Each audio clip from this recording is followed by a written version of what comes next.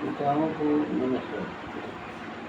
सर्वप्रथम आज आप लोगों के समक्ष राजा परीक्षित की मैं कहानी कहने जा रहा हूँ। इसे श्रवण करें।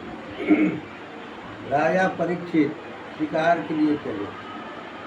उन्होंने एक हिरण का पीछा किया। हिरण का पीछा करते करते करते हिरण मनुष्य के पीछा तेज दौड़ता है और उसी का राजा परीक्षित पीछा कर रहे थे। तो दौड़ते दौड़ते उन्हें प्यास लग गई। प्यास लग गई तो आगे जो ही बढ़ते हैं आगे तो देखते हैं ये एक शमी मुनि का आश्रम है और उस शमी मुनि के आश्रम में मुनि जी को स्वयं ध्यानमग्न देखा कि ध्यानमग्न में है। तो चिल्लाए, राजा परीक्षित चिल्लाए कि हमें पानी पिलाओ, पानी पिलाओ। चिल्ला रहे हैं तो उन्हें प्यास लगी है तो बहुत ज़ोर से चिल्ला रहे हैं। लेकिन शमी मुनि ध्यानमग्न थे, वो ध्यान नहीं तोड़ सके।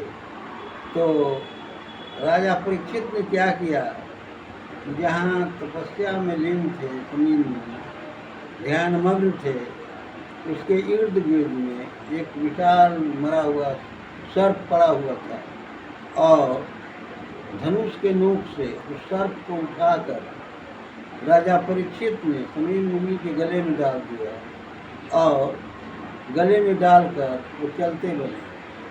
शमी मुनि का लड़का, छोटा लड़का 10-12 साल 16 साल का होगा, वो कुछ बच्चों के साथ वो खेल रहा था। तो कुछ दूसरे लड़के ने, उसके साथियों ने कहा कि देखो अभी तुम्हारे पिताजी के गले में मरा हुआ सर्प डाल के ये जा रहे हैं राजा परीक्षित। तो राजा परीक्षित से शमी मुनि के लड़के ने कहा कि राजा का यही काम है कि मरा हुआ सर्प मेरे पिताजी के गले में डाल दिया।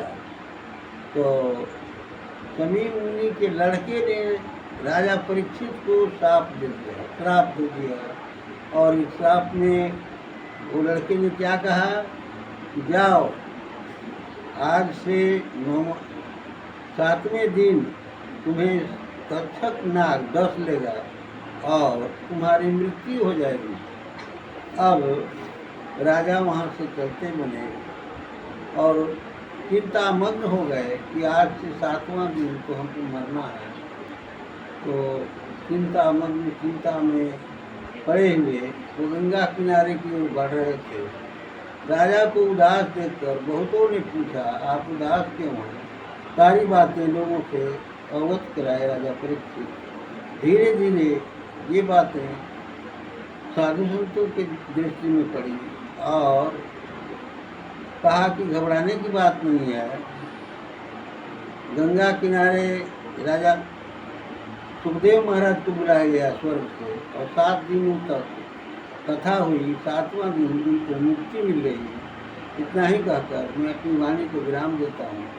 श्रोताओं को नमस्कार।